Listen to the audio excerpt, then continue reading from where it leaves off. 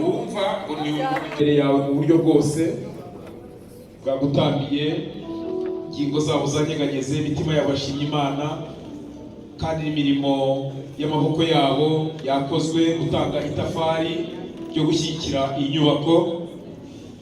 Kandi urakoze kuko waremye ubuzima mu baje bagana inzu yawe, kandi uzakomeza kuburema. Reka ubuntu bw'Umwami wacu Yesu Kristo, urukundo rw'Imana gufashwa n'Umwuka Wera bibane n'abera, kandi umugisha twatuye kuri korali Ebeneze n'umushumba n'abandi bose baturutse ku itorero rya Karugira ubomeho, n'abandi baturutse hirya no hino bagana inzu yawe kuza gufata umugisha ubabonekeho. Cyubahiro gihabwe none n'iteka mu izina ry'Umwami wacu Yesu Kristo. Amen. Mujyana amahoro y'Imana.